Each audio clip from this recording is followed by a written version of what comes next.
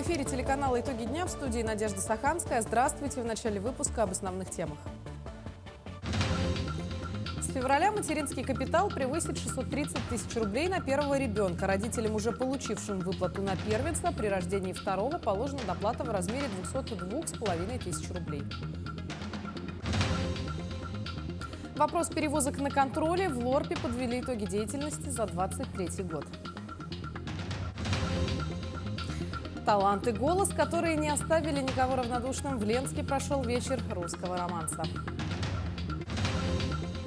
Люди редкой, но очень важной профессии отмечают свой профессиональный праздник. Расскажем о работе ледовара.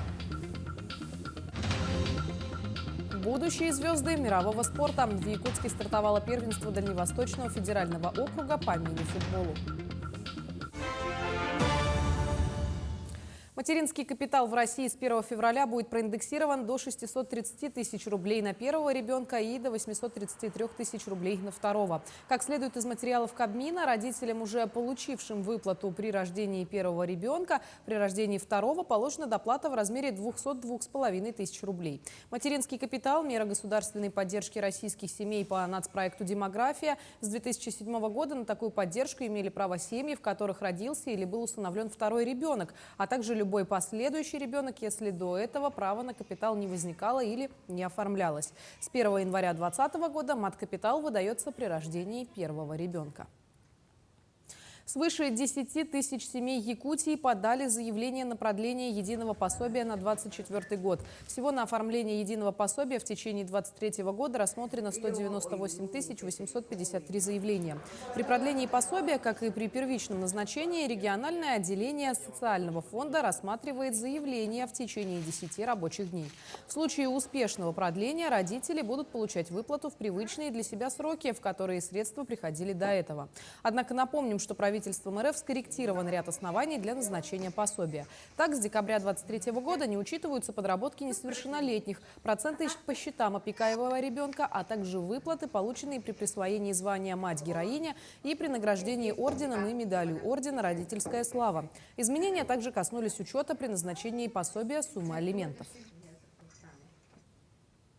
За прошедшую неделю в Республиканский психологический центр обратилось более 300 человек из числа участников СВО и их родных. Сотрудники центра моментально реагируют на поступившие заявки. Так оказано около 400 индивидуальных и групповых занятий. И кроме того, психологи центра часто вылетают в госпитали, где проходит лечение наши земляки. Специалисты готовы оказать психологическую помощь каждому обратившемуся вне зависимости от времени суток. Напомним, телефон контактного центра остается неизменным – 8 800 135 50. Также можно обратиться по единому номеру 122. На данный момент в военном госпитале Ростова-на-Дону работает очередная мобильная бригада. Как и прежде, состав бригады формируется из тех специалистов, которые прошли переобучение в клиническую психологию с упором на работу с посттравматическими состояниями. Психологи продолжают сопровождать своих клиентов и их родственников дистанционно, если того требует психоэмоциональное состояние или эмоционально сложная ситуация. Правительство Якутии приняло порядок предоставления компенсации расходов на оплату жилого помещения и взносов на капитальный ремонт в размере 50% на семью, проживающую совместно с участником СВО. Проживающим в частном индивидуальном доме жилищные услуги, плата за наем, вывоз отходов. Проживание участника СВО и членов его семьи подтверждается постоянной пропиской. Заявление можно подать через МФЦ, региональный портал госуслуг и агентство субсидий. Если у вас на руках есть хотя бы чек оплаты жилого помещения и взносов за январь этого года, вы уже можете подать заявление. Следующее обращение после оплаты 3 последующих месяцев. Развитие современных технологий с возможностью доступа к различным электронным сервисам, в том числе дистанционного банковского обслуживания, для большинства населения является неотъемлемой частью в повседневной жизни. Какие виды кибермошенничества существуют, как их избежать и что делать, если вы стали жертвой мошенничества, узнаем в следующем материале.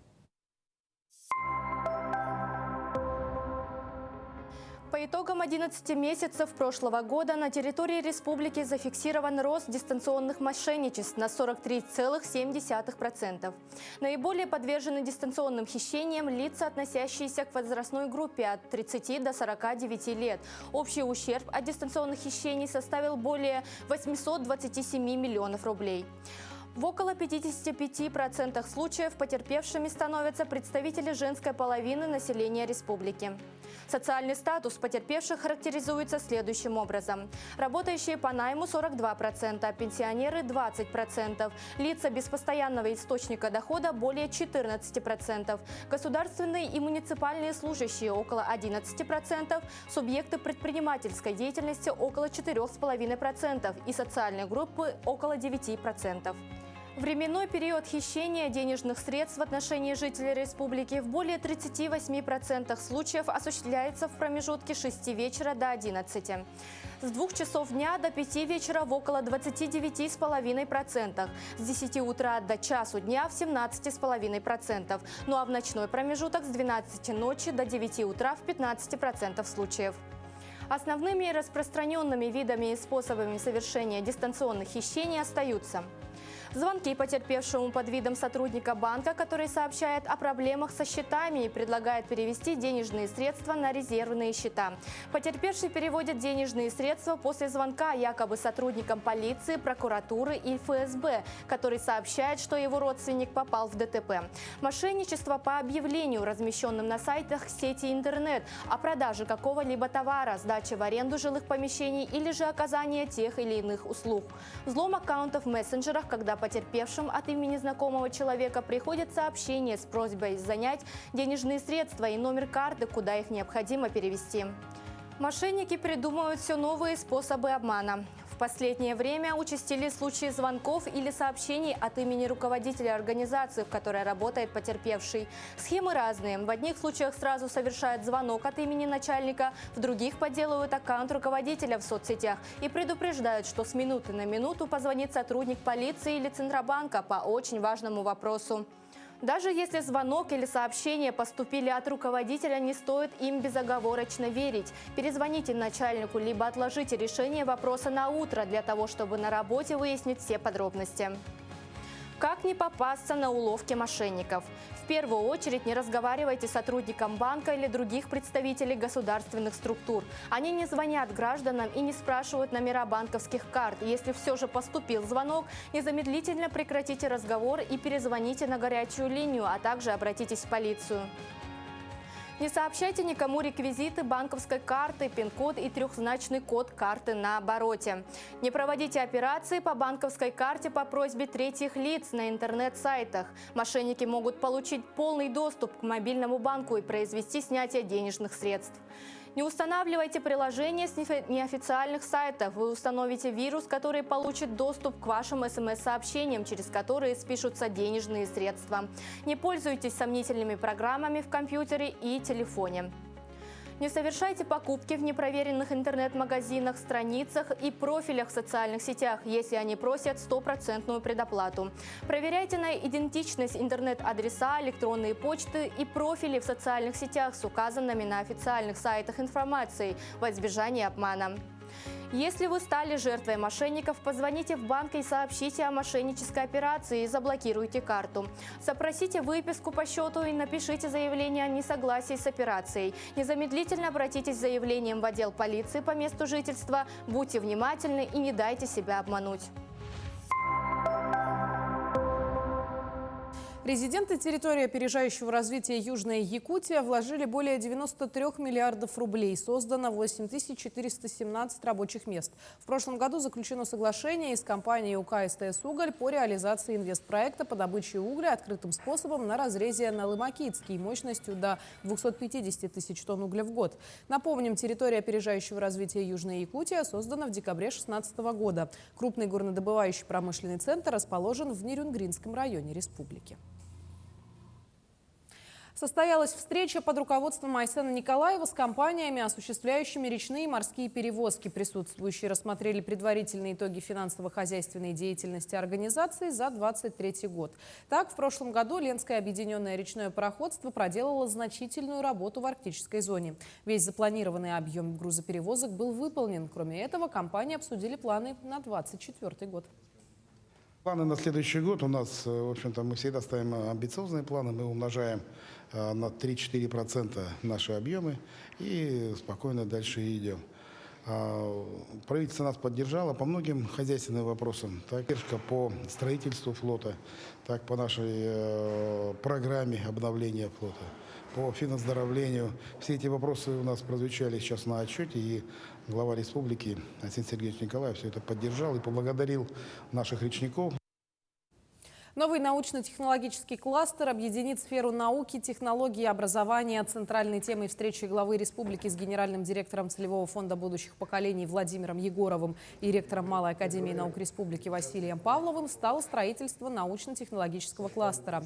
Стороны обсудили данный проект с новым современным технологическим укладом и обеспечат наибольший охват детей, интересующихся естественно-техническими предметами.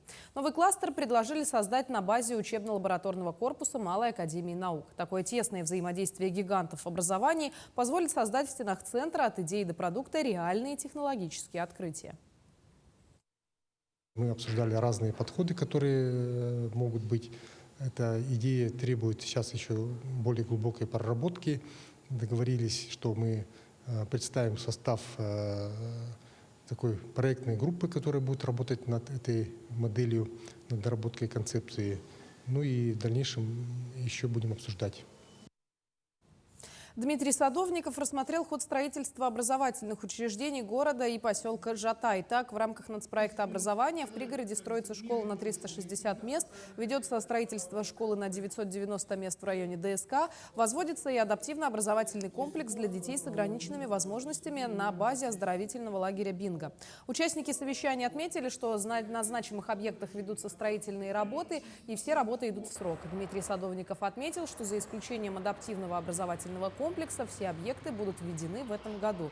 В связи с этим руководителям подрядных организаций поручено усилить рабочие силы. Из 4 объектов 3, кроме школы, садика, должны ввестись в этом году. И мы сегодня уже об этом, как говорится, на эту финишную черту нацелены. И будем стремиться к тому, чтобы эти школы, конечно, ввелись заранее, чем, скажем, обозначенные сроки. Сегодня от нас это требует наш глава региона Арсений Сергеевич Николаев, ну и федеральный центр в том числе. Новый финансовый год обозначил приоритеты бюджетной политики на ближайшие 3 года. В Алданском районе она сопряжена с задачами, которые прописаны в программе развития района до 30 года. Какие направления в приоритете, знает Руслан Павлов. Бюджет Алданского района на 2024 год стал больше, но по-прежнему остается дефицитным. Его доходная часть значительно увеличилась, в основном за счет средств субсидий и дотаций, которые пойдут на повышение зарплат бюджетников, а также на оплату затрат по статьям коммунальных расходов бюджетных организаций и учреждений, которые подросли вместе с тарифами ЖКХ. Бюджет увеличился почти на 1 миллиард рублей. Но, в принципе, я так подозреваю, что это из-за того, что такие цены большие. Тарифы поднимаются, необходимо будет бюджетникам проплачивать за все комуслуги, непосредственно за учреждения. Но бюджет все равно остался у нас дефицитным.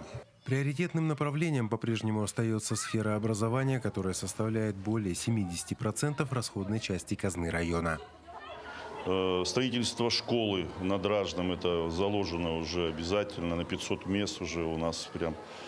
Затем, вы видите, построили сейчас вот у нас спортивный зал возле гимназии, то есть в перспективе строительства нового спортивного комплекса на базе «Металлурга», то есть проект уже все сделан, как говорится, строительство. Реконструкция музыкальной школы, то есть здание химчистки, который там 86 миллионов у нас уже вложено туда, и, как говорится, и на оборудование. По статьям собственных доходов в текущем году значительных изменений практически не предвидится. Дефицит бюджета сохраняется, равно как и режим экономии, который связан с мобилизацией сил и средств для поддержки специальной военной операции и вклада Алданского района в достижение общих военных и политических целей. Руслан Павлов, Сергей Шипачев, Александр Лукин, Алдан. Сегодня в Мирный на автомобиле «Москвич» 81 года выпуска прибыли блогеры-путешественники Алексей Жирухин и Александр Еликов. Они идут на ретро-автомобиле по маршруту Мирный, Удачный, Оленек, Соскылах. Вчера прошли Зимник. Блогеры любят ставить рекорды и составляют уникальные арктические маршруты. На машине добираются до таких труднодоступных мест, куда еще не доезжал легковой автомобиль. Вот и в этот раз пытаются показать, что до большинства мест в нашей стране можно добраться на обычной машине, и дороги это позволяют. А это большие большие возможности для путешествий. Ну, уже получается год, как был куплен этот автомобиль в январе прошлого года. И в первый же день после покупки мы этой компанией отправились в путешествие. Машина была куплена за небольшие деньги на Авито в Челябинске. Из Челябинска мы поехали в город Тверь. И сразу же начались поломки. То есть, потому что машина это именно была цель, чтобы купить и в этот же день отправиться. Но цель какая? Цель показать, что можно по нашей стране, и не только просто по дорогам общего пользования, а в том числе и по арктическим регионам, по северным регионам, по отдаленным регионам, по Дальнему Востоку, именно ездить на любом автомобиле. Как раз таки на таких автомобилях, на старых советских недорогих автомобилях, ты понимаешь, насколько Россия открыта, душевна и гостеприимна. Потому что, когда ты едешь на дорогой иномарке, ну, это одно. А когда ты едешь на такой машине, люди просто с горящими глазами, они вспоминают свое детство, вспоминают свою молодость, вспоминают своих дедушек, бабушек, отцов. И ты понимаешь, насколько это круто, оказывается, не просто на такой машине путешествовать, а общаться с этими людьми. И это прям очень здорово открывает границы. В Нерюнгри открылся клуб ролевого костюмированного творчества. Здесь собираются заинтересованные в косплее люди. В последнее время это направление набирает популярность. Участники клуба в костюмированной игре воплощают персонажей, развивая творческие навыки и свою фантазию. Одним из популярных направлений в молодежной среде сегодня является косплей. Это форма воплощения действия, совершаемого на экране, то есть полное воссоздание образа героя, включая одежду, реквизит и даже характер. Поэтому работа в клубе – это прежде всего развитие полевого костюмированного творчества. Это очень такое интересное искусство, очень интересное творчество, потому что оно безумно многогранное. Здесь и художественное творчество, и пошив одежды, и развитие фантазии как таковое. То есть люди изготавливают, либо заказывают уже готовые костюмы и дорабатывают. Но вот детям, молодежи это очень интересно. Участники клуба получают или развивают уже имеющиеся навыки по бутафории, покраске, шитью и изготовлению костюмов. Ведь косплей дословно так и переводится, как костюмированная игра. В какой-то момент у нас начали организовывать фестивали. Я такая: о боже мой, это так круто. И мы, конечно, пошли все вместе участвовать. Я нашла единомышленников. Мы собирали группу понемногу. Мы вот группу до сих пор собираем, уже 3-й год получается. Там мои друзья тоже администраторы. Вот мы понемногу собираем единомышленников, тех, кто вот тоже увлекается. И таким образом мы собрали команду ребят, и нам всем очень весело. Работа в клубе – это мастер-классы, обучающие видеоуроки, воссоздании образов и персонажей из любимых произведений. И, конечно же, общение с единомышленниками. Ирина Жданова, Захар Головин, Нерюнгри. В Ильинске в Центральной библиотеке прошел вечер русского романса. Он собрал поклонников этого вида исполнительного искусства. Каждый слушатель смог отвлечься от повседневных дел и насладиться прекрасным. Программа была насыщенной и разнообразной. На сцене выступили Алина Московских, Анна Клюшина и Марта Нашко. Исполнение романса сопровождалось на фортепиано Ириной Волковой. Прекрасным исполнением порадовали всех собравшихся Людмила Сивцева и Андрей Коновалов. Эти два исполнителя давно известны в городе, и ни одно мероприятие не обходится без их участия. Линчане любят их талант и голос. В течение вечера они исполнили по несколько песен, которые не оставили никого равнодушным.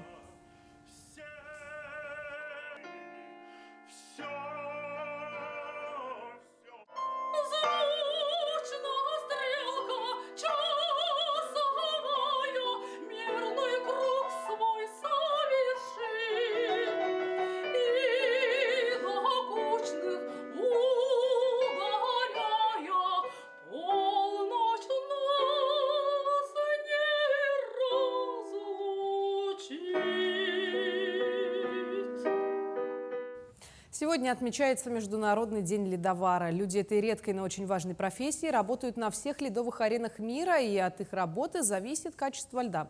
Дата выбрана не случайно. 16 января родился Фрэнк Замбони, изобретатель первого ледового комбайна. Подробнее о профессии ледовара расскажем в следующем сюжете. В каждом уважающем себя ледовом дворце, на каждой ледовой арене должен быть человек, который следит за качеством льда. А качество льда – это и качество катания массового, и качество игры хоккеистов, и качество выступления, конечно же, фигуристов. Поэтому ледовары выполняют очень важную и очень нужную работу. Мы сначала готовим лед, то есть у нас бетонная площадка, внутри идут трубки с фреоном, чтобы морозить бетон. И Значит, и перед тем, как заливаем лед, сначала небольшой воды заливаем где-то 1-2 сантиметра, потом наносится разметка, потом опять заливаем водой постепенно, и получается слой, где-то общий слой сантиметров 5.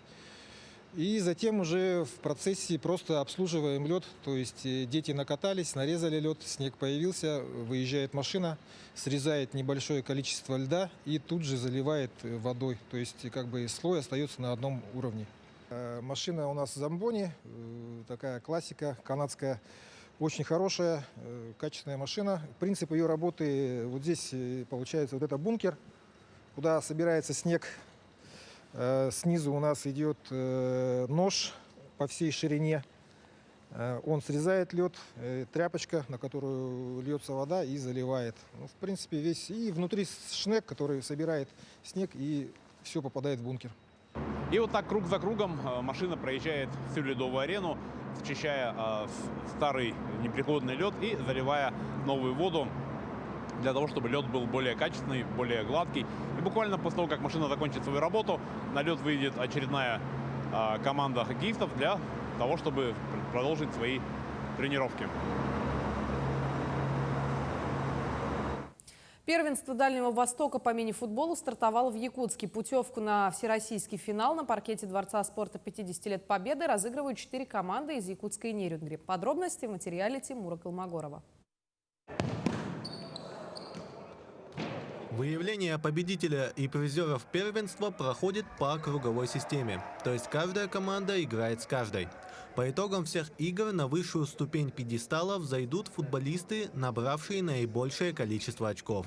Изначально на этом первенстве планировалось большее количество команд. Мы начали первенство Дальнего Востока. Это считается как вторым этапом первенства Российской Федерации среди юношей 2008-2009 годов рождения. Но, к сожалению, к нам с субъектов Дальнего Востока команды не смогли приехать. До последнего пытались команды Камчатки и Приморского края. Хотели приехать, но не смогли. Поэтому на нашем первенстве сегодня участвуют 4 команды с Республики Саха-Якутия. Футбол является одним из самых массовых видов спорта в республике. Так, в настоящее время им систематически занимаются более 14 тысяч человек. Весомую часть этой цифры составляют как раз-таки юноши, среди которых регулярно проводятся соревнования городского и республиканского масштабов. Среди участников стартовавшего первенства есть те ребята, которые представят республику на грядущих летних играх «Дети Азии». Подготовка идет полным ходом. Республика делает все условия для того, чтобы команда выступила хорошо на «Детях Азии». Ну, а вот к Дальнему Востоку мы готовились за 10 дней. Ребята, потому что все с республики, с нашей, уезжали домой, они учатся там немножко. Нужно учиться тоже, не только в футбол играть. Как известно, лучшая тренировка – это соревнования. Так, сборная республики в ходе подготовки к играм регулярно участвует в различных стартах как на территории республики, так и за ее пределами. К первенству приехали игроки с районов, начались сборы, тренировки. Занимались здесь 50 лет Победы, привыкали к полю. Поле отличается от того, где мы раньше занимались. К «Дети Азии» у нас были сборы, мы выезжали в Москву. Участвовали там, были трехнедельные сборы, участвовали на соревнованиях, ездили в Кемерово, тоже участвовали в соревнованиях. Итоги первенства будут подведены в четверг. Отметим, что победитель турнира помимо медали и кубка получит право представить регион на всероссийском финале, матчи которого пройдут в марте в Нижнем Новгороде. Тимур Колмогоров, Джулустан Иннокентьев, Якутск. Мы продолжаем следить за развитием событий. Оставайтесь на нашем канале.